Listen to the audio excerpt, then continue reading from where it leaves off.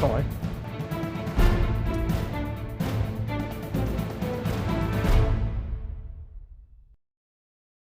Good afternoon. It's Monday, the 7th of October 2019, just after 1 o'clock. Welcome to UK Column News. Your host today, Mike Robinson, myself, Brian Gerrish.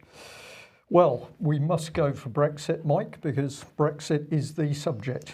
Well, one interesting little development that's happened this morning is that, the 21 Tory MPs that lost the party whip, if you remember back in the beginning of September, well, they have apparently decided, along with Amber Rudd as well, the opposition parties were attempting to put down a motion, this Standing Order 24 thing, where they basically say to the Speaker, we want to bring legislation forward, which isn't government legislation, so effectively a private member's bill.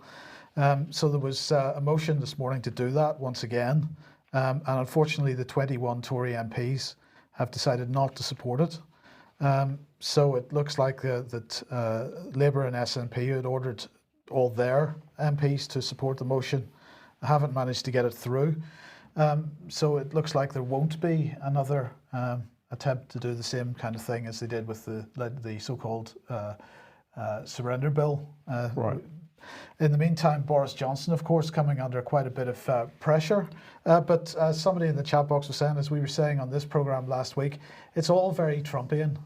So this is the mirror here. Boris Johnson given just 24 hours to disclose private chats with Jennifer Arcuri. Now, of course, this is the lady who is the centre of a conflict of interest, shall we say. This was the thing that Jeremy Corbyn originally brought up in Parliament after they came back from the prorogation. And suddenly this has become a case of massive corruption. I don't think that if you were to look around Westminster that this is really the biggest example of corruption, either in Westminster or in the as Mayor of London. But nonetheless, he's under pressure to disclose the private chats to the London Assembly. As you said just before the programme to me, Brian, I'm not quite clear what powers the London Assembly thinks that it has to do anything about it other than to try to discredit Boris Johnson. But the attack on him is very Trumpian in the sense that it mirrors exactly what's going on with Donald Trump. Yeah, absolutely. Well, I just called a little bit up on the London Assembly here, and it says the London Assembly is a 25-member elected body, part of the Greater London Authority that scrutinises the activities of the Mayor of London and has the power with a 2/3 majority to amend the Mayor's annual budget. So according to that, and I'm only looking at a brief resume of what they get up to, their powers are all over the Mayor of London. So does this now include the Prime Minister? Well, we're living in a world of city-states perhaps, but anyway, let's move on. And Brexit, continuing with the Boris Johnson's deal having moved forward. Emmanuel Macron has said we will make a decision on your new deal by the end of the week, apparently. They were speaking on the telephone last night or yesterday.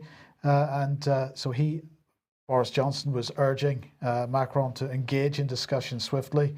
There are continuing discussions. The new lead negotiator is over in Europe at the moment trying to move this forward. Everybody being extremely pessimistic in the media about what the likely outcome of that is going to be, that the EU is not going to agree to what Boris has proposed.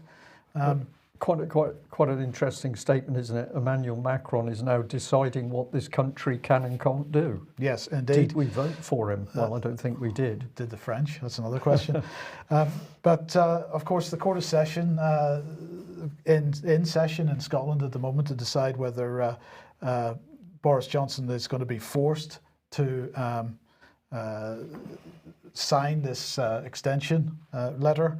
And whether the Court of Session is going to try to persuade somebody else to sign on Boris's behalf as Boris. Well, in the chat box just before we came on air, literally a few 2 minutes before we came on air, they were saying that the Court of Session had rejected that case. Now I haven't seen that yet, so I can't really report any more than that. But we'll save it for Wednesday. Save it for Wednesday, yes. In the meantime, let's remind ourselves about Joseph Borrell, the new High Representative of the European Commission of the European Union on foreign policy. He is having a European Parliament hearing this afternoon. He will be there to present his vision of the European Union going forward for the next 5 years. It's his term, and it's called A Stronger Europe in the World. And of course, this we have to remind everybody that this absolutely is him following his instructions given to him just a week or two ago by Ursula von der Leyen in a letter of introduction, and where she said to him, we need to take further bold steps in the next 5 years towards a genuine European defence union. The European Union member states have been told many times that common procurement for their armed forces is of utmost importance. And of course, this is going to be a geopolitical commission, and Borrell should seek to strengthen the Union's capacity to act autonomously. And as part of that, of course, that means getting rid of the veto and making sure that more decisions are made by qualified majority voting. But the key point here is this is all about European expansionism to the east and to the south, particularly into Africa. They're very interested in that. And it's all about a stronger Europe in the world, because you can't have Europe and EU as an empire unless it has strength and stability. Indeed. We're losing Britain's armed forces into EU Defence Union. And of course, our Minister for Defence doesn't quite understand the legal situation. So he's apparently consulting, we believe, a lady lawyer within the Ministry of Defence. More on that in coming news programmes. But what's the key issue for the British Army? Well, it appears that there's some problems over sewing kits. So let's just have a little look at this one here. If we can bring this one on screen. There we go. So this is the Infantry Battle School in Wales, where they do a lot of basic infantry training. And this was an article from the Mail by Mark Nichol, the defence editor. And basically, army chiefs are banning the use of a thing called a housewife kit. What this is basically a little folded piece of material in which soldiers or people in the RAF or the Navy would keep needles and spare buttons and threads, so that if you lost a button off your jacket, you could sew a new one on. And traditionally, it's been called a housewife because it's full of very helpful things. And of course, in days gone by, the housewife might have been expected to, or would undoubtedly have been repairing clothes at home. So I would say regarded fondly and in quite a nice light, but apparently we can't have this in the British Army anymore. So what have they done? Well, they've introduced here that basically we've got to get rid of the term housewife kit. That's got to go. It's also coming in that you can't call yourself an infantryman. You've got to be an infantry soldier. You've got to be a mortar operative. You can't be a mortarman. And everything is going to be gender specific. And this is so serious that they're going to have to pulp all of the army manuals that mention the sewing kit. That's all got to go. But what intrigued me is in this article, it refers to a particular organisation. Let's bring them in. Equality Now. Well, a spokeswoman person from Equality Now said it was absolutely vital that all UK authorities looked at their rules and regulations through a gender lens. And basically, are we okay still? Yeah. And basically what we've got here is an organisation working worldwide with a budget of 12.5 million, boasting that it's helped a total of 699 women, which doesn't appear to be a great, doesn't give great value for money. But what's interesting is linked in with just hundreds of organisations pushing change around the world. And of course, if you look through that list closely, Mike, you'll see George Soros's Open Society in there. So is this just gender equality at work? Well, I don't think so. I think what this is a subtle form of subversion, which is being applied inside Britain's armed forces. And I think if we look at society at the moment, we can perhaps see other attempts to destabilise. Well, speaking of destabilisation, of course, Extinction Rebellion have begun their protests in London today. It led over the weekend with this. So here's a tweet from Damien Gale. Police use a battering ram to break into Extinction Rebellion warehouse in Kennington, South London. Well, they're having a hard job getting in there, Brian, it seems. It's a pretty heavy door. If you read the rest of Damien Gale's tweets, he seems to be quite pro Extinction Rebellion. He's suggesting that, in fact, the police were acting on behalf of the landlord who were wanting to get these people out, and that perhaps they were taking advantage of that to get some PR in. But no evidence today that the police are actually doing anything to keep the Extinction Rebellion protesters off the streets. Or under control. But we don't need to worry, because there is a counter-extremism, a new counter-extremism policy coming through, because this is Sarah Khan, who leads the Commission for Countering Extremism, and she's carried out the first ever national conversation on extremism. I'm sure you know all about that. Well, I do now, yes. Right, but I don't think the average person does. Right, no. so was it a national conversation then? I'm not aware that it was. And she has apparently reviewed the government's current approach, and so they have today decided to publish findings and recommendations in a new report which is called Challenging Hateful Extremism. This report is identifying a new category of extremist behaviour outside of terrorism and violent extremism, which it calls hateful extremism. So that's what we're looking at now, is hateful extremism. And it says that hateful extremism is behaviours that can incite and amplify hate, or engage in persistent hatred, or equivocate about and make a moral case for violence. Hateful extremism could also draw on hateful, hostile or supremacist beliefs directed at an outgroup who are perceived as a threat to the well-being, survival or success of an in-group, that cause or are likely to cause harm to individuals, communities or wider society. So examples they give are the spreading of hateful views about LGBTQ plus people during the row over relationships teaching in Birmingham. Were you aware that there was hate-filled rhetoric over LGBTQ over that particular? Well, of course, there absolutely hasn't been, Mike. You wouldn't believe that if you sort of read the BBC reports, but if you follow through where the parents are protesting in Birmingham, they are simply protesting that the children's innocence is being taken away too early with the RSE education, and they are not directly focusing on anything to do with the LGBT community at all. It's to do with the age of the children and the material that they're being given.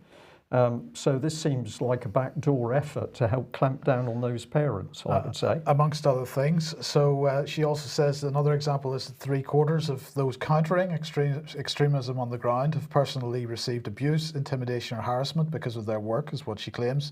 And she says that unlike the government's response to terrorism, the current response to hateful extremism is inadequate and unfocused, and so she's calling for a new focus and a robust, victim-centred and rights-based approach to ensuring we respond proportionately to the threat.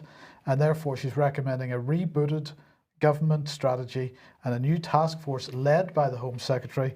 So they would work with the Home Secretary, with government bodies and civil society to assess any ongoing or emerging situations and put a response in place. So this is participatory democracy, or so-called participatory democracy, because you're not going to involve voters and the general public. You're going to bring in the NGOs and the think tanks in order to get your desired policy across. Well, indeed, which is why this national conversation took place and nobody knows anything about it, because of course the only people that took part in it were the NGOs and civil society organisations. And charities. Yes, that she wants to encourage. Well, this was the Commission's website when I took the screenshot of it this morning. Within 10 minutes of me taking that, they had put up the latest news story, which is that the Independent Commission for Countering Extremism has published 4 new peer-reviewed academic papers on Islamism and Sikh extremism. So they're not talking about Extinction Rebellion, they're not talking about anything other than Islamic extremism and now Sikh extremism. So they've got 4 papers mainstreaming Islamist institutions and civil society organisations, mainstream Islam in Britain, educating for the Islamic revival. what is to be done about Muhat, sorry, I'm not even going to try to pronounce that.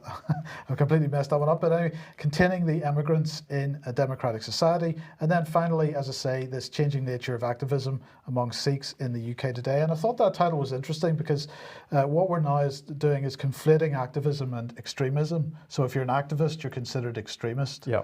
But if you're an activist for Extinction Rebellion, that's not extremism. Absolutely which not. We'll come on to We're in a going second. to demonstrate that in a yes. minute. So they're saying that second generation Sikh activism is getting too close to the far right, and really we've got to be concerned about that now. Right, so this is fascinating. Actually, if you have a look at Miss Khan on the internet, you'll find that a lot of people deeply concerned with her inability to do the job that she's been given, but we'll let you do your own research on that. Let's come on to Extinction Rebellion, because of course Extinction Rebellion has rapidly become the darling of the BBC with almost unlimited free publicity thanks to TV license payers. So here's one of the headlines: who are Extinction Rebellion and what do they want? And they've gone from law-breaking organisation, we'll show you why we're saying that, to peaceful darling of the BBC. So these are the sorts of reports and what the BBC is saying. In London, it aims to, quote, peacefully occupy the centres of power and shut them down. We've got what is Extinction Rebellion here. It describes itself as an international non-violent civil disobedient activist movement. This is another one that came out shortly before we came live. Extinction Rebellion protests, UK arrests as global demonstrations begin. They want governments to declare a climate and ecological emergency and take immediate action to address climate change. Although interestingly, Extinction Rebellion doesn't actually say how, apart from a citizens committee. It describes itself as an international non-violent civil disobedience activist movement. So what can we say? Well, this was an earlier report from the BBC, and we highlighted a couple of weeks ago that if you read this BBC, they'd had a journalist working with them for several weeks. And this is what he says. Ben, the BBC journalist, spends time with the leader of the Extinction Rebellion movement, Roger Hallam, who has spent years academically researching tactics for social change. He said you need 2,000 people to get arrested and 400 people to go to prison if you want the government to meet your demands. Ben challenges him on his methods and asks whether it's justifiable to, quote, encourage young people to break the law. And he's actually talking about people under the age of 16. So the BBC knew the reality, knew that Extinction Rebellion was grooming young people to break the law. All of that suddenly disappeared, Mike. It's now a wonderful, peaceful organisation. And let's have a look at this carefully manipulated BBC clip here. Here's Roger Hallam himself. And if we have a look at the video and listen to what's being said, fascinating stuff. We've seen, let's say, hundreds, sometimes maybe even 1,000 or two of your Extinction Rebellion colleagues and activists on the streets of London, gluing themselves to buildings, gluing themselves to roads, disrupting traffic, once even disrupting public transport, which to many seemed a bit odd. But how far are you prepared to take this mass civil disobedience? This October, thousands of people will come to the streets of London and they'll stay in the streets of London. How long, I don't know, because it'll be up to them. But you'll see mass disturbances. It'll be non-violent, it'll be respectful, and it'll be disruptive. And that's the methodology that we're using. That's the method we're using. You say carefully, you say non-violent. In previous comments, you've said of your protests, demonstrations, civil disobedience that, quote, some people may die. I wondered what you meant by that. Because in civil disobedience struggles over the last 150 years, when you challenge the elites, as Gandhi says, you know, first they ignore you, then they laugh at you, and then they fight you. When they fight you, then they tend to kill people. And that's historically what happens. I'm just stating that as a fact, a sociological fact. Absolutely fascinating bit of BBC propaganda there. One of the clues as to what's going on here is the fact that the clip is 2 minutes and 19 seconds long. This means that it can be tweeted out. The limit is 2 minutes 20 seconds for a video clip. So what we're seeing is the BBC taking an organisation which it has said has been calling for people to break the law, criminal activity, extremist activity, and it gives them a soundbite where now, oh no, the blame is not on Extinction Rebellion, the blame is going to be on the authorities as a result of peaceful Gandhi type action. This is disgraceful propaganda by the BBC in order to support Extinction Rebellion, and that clip absolutely crafted for people essentially to copy and tweet out support for Extinction Rebellion. Now we're just going to remind you that we got hold of this document here, which was Extinction Rebellion planning for people to break the law. We know that includes essentially children, those under the age of 16. We need people prepared to be arrested and go to prison. And we also confirmed that this document was real with Extinction Rebellion themselves. They said, yes, it's their document, albeit one that's out of date. And we'd also shown you that this excellent report by Richard Walton, the former SO15 counter-extremism officer with the Met, said that not only is this a dangerous law-breaking organisation, but actually it's going for overthrow of the civil order and liberal democracy in UK. So that's what a senior policeman says.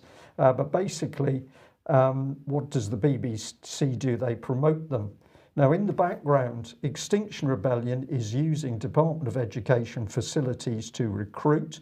This is the Grove School at Totnes in Devon, where they've been holding recruiting meetings. It's freely available in the public domain. And this is the school itself. Now, we have tried to ask the Department of Education for the policy on Extinction Rebellion and its use of schools to recruit. And the result has been secrecy, arrogance, and a dismissive fob off.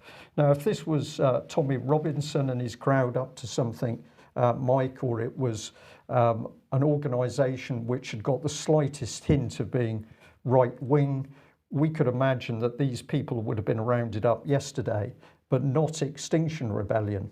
And this is where it gets very interesting, because if you look at the government's own website, here's Educate Against Hate, and that is sponsored by the government, the Department of Education and the Home Office. It's got a number on there. It says, if you're concerned, call us, which is what UK Column did. And this is the sort of response we got. The staff on the other end of the phone wouldn't give their names. They said, we're anonymous and we don't give out names. So we've got a secret organisation working within the Department of Education. They obfuscated, they blurred the discussion, they were dismissive of the information we passed, most of which was in the public domain, that Extinction Rebellion is breaking the law. And they clearly had little, if any, interest in the concerns. So we were eventually told to take our request for what is the policy on Extinction Rebellion to the Department of Education press team. And at one stage, there was a not very subtle attempt to say that the conversation was aggressive because we didn't back down and give in to the fob off. They've ended up by saying email us information, so we are going to do that and we'll see what the response is. But to come back to your lead, Mike, this is the Independent here reporting the Commission's report. And of course, what is the focus? It's on Islamic and right-wing extremism. They're not interested at all in anything to do with Extinction Rebellion. Now, just to end the segment here, we did a little bit of homework on counter-extremism. The document that is the policy is 2015. This goes back to David Cameron and Theresa May. So who's in charge at the moment? Well, we got Priti Patel as Home Secretary. She's responsible for counter-extremism. We've got the Minister of State for countering extremism. That's Baroness Williams. She usefully has got a degree in nutrition. That's going to get her a long way, I think. We've got this lady, Victoria Mary Atkins, barrister, now British Conservative Party member, Under Secretary of State for Crime, Safeguarding and Vulnerability, and that includes counter-extremism. We've got a lady inside the Department of Education who's responsible for due diligence and countering extremism. She's Sophie Taylor. I can't find a picture of her, but at least we've now pinned down one of the key people. And then we bring in Sarah Khan and her commission. But the reality is these people do not want to deal with Extinction Rebellion, even though it is boasting it wants people to break the law, and it's recruiting people under the age of 16 using school facilities.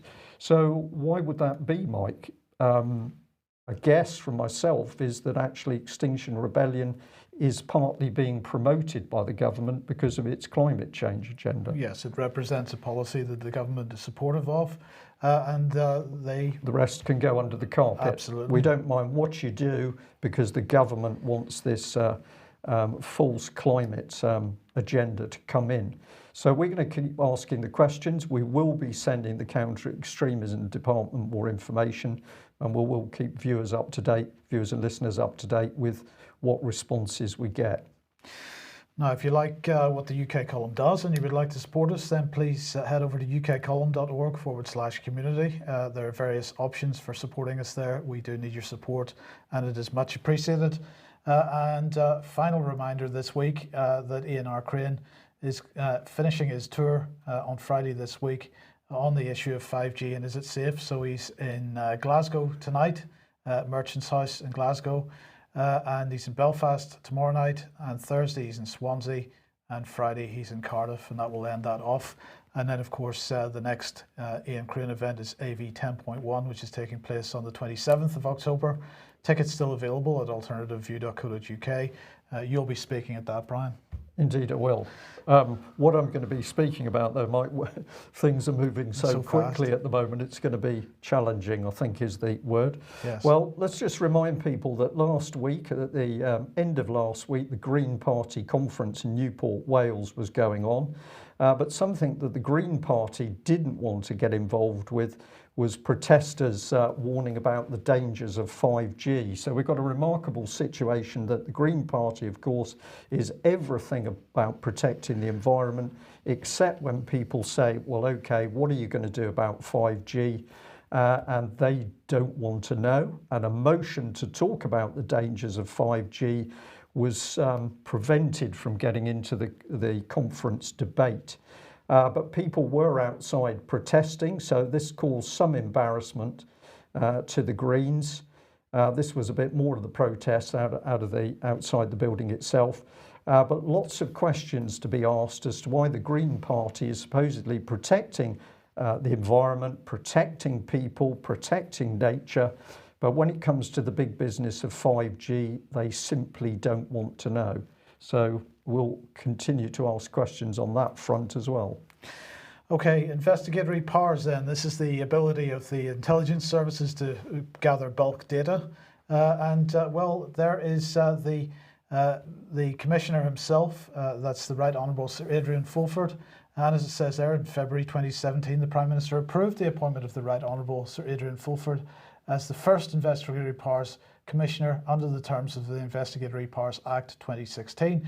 Well, his term has come to an end, and a new Investigatory Powers Commissioner has been appointed, and it is none other than Sir Brian Levison, the man who led the government attack on the press in 2011, and has more recently been leading the way to digitise the court system and make sure that fewer and fewer people ever get in front of a jury for any kind of criminal offence. They get the opportunity to plead guilty online, and all kinds of other easy ways to make sure that they can be found guilty as quickly and easily as possible. Nonetheless, he has now been put in charge of oversight of the intelligence services and their use of their investigatory powers capabilities as a result of recent legislation, which was really there to retrospectively legalise activity that had been going on for years illegally, and still is, in my opinion.